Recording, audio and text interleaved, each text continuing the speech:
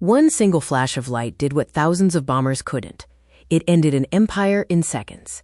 Welcome to Historical Tactics. Today we explore the dark genesis of atomic warfare, a tactical shift from attrition to absolute destruction. We dissect the tactical decision-making and the terrifying science behind the world's first nuclear weapon. The story begins in total secrecy, within the sprawling, unprecedented scope of the Manhattan Project.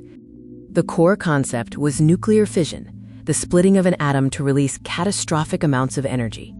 In 1939, Albert Einstein and Leo Szilard penned a letter to President Roosevelt, warning that a fission-based weapon was theoretically possible. This advisory, known as the Einstein-Szilard letter, stressed the potential for Nazi Germany to develop such an immensely powerful bomb first. The letter detailed how a nuclear chain reaction in a large mass of uranium could generate colossal power and numerous radium-like elements, initiating the necessary political and financial mobilization to counter this existential threat.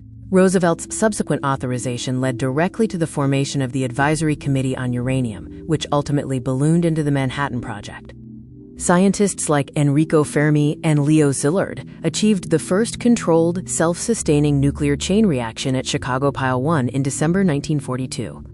This breakthrough was the absolute technical cornerstone of the entire project, confirming that atomic power could be harnessed, not just for power generation, but also for explosive ends. Fermi's meticulous calculations proved that neutron multiplication could be managed, transitioning the concept from abstract theory to physical, albeit terrifying, reality.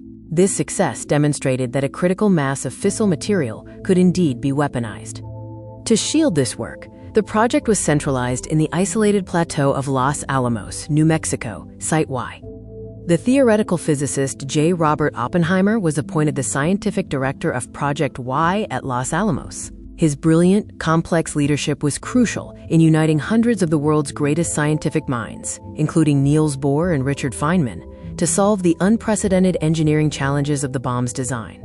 Oppenheimer's greatest tactical contribution was not in physics, but in managing the cross-disciplinary efforts required to transform fissile materials into a functioning weapon, often working under immense pressure and without traditional military hierarchy.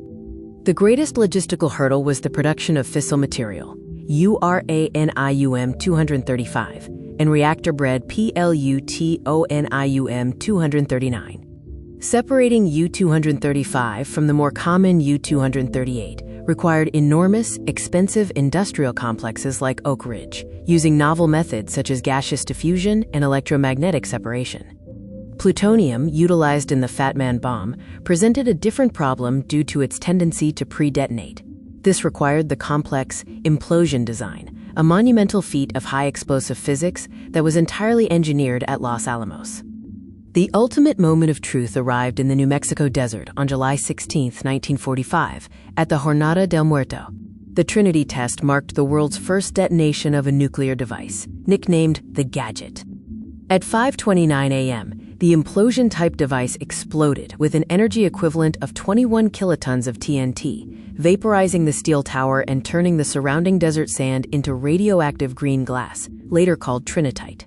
This test confirmed that the theoretical physics developed by Oppenheimer's team was horribly, perfectly sound, and that humanity had crossed an irreversible threshold.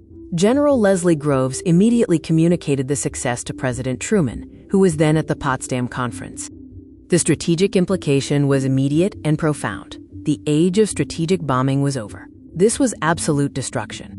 The tactical debate shifted immediately from how to defeat Japan to, quote, how to utilize this new weapon to force surrender and save lives on both sides. President Truman and the Interim Committee, a high-level advisory group, debated the weapon's use. Key factors included the expected casualty toll of a conventional invasion, Operation Downfall, the need to shock Japan into unconditional surrender, and the desire to demonstrate U.S. power to the Soviet Union. The final decision was made to use the bomb without prior warning on a city of military importance, a decision heavily influenced by Secretary of War Henry Stimson and General George Marshall, prioritizing the rapid end of the war over moral hesitation. Preparations for deployment fell to the 509th Composite Group, an elite unit led by Colonel Paul Tibbets, specifically created for atomic delivery. Tibbets personally selected the B-29 bomber, christening it the Enola Gay after his mother, a name that would forever be synonymous with this moment.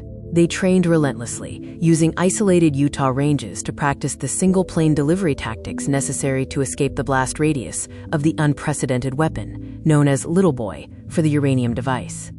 The primary target was set, Hiroshima, a key port city and military headquarters that had been deliberately spared from conventional bombing raids.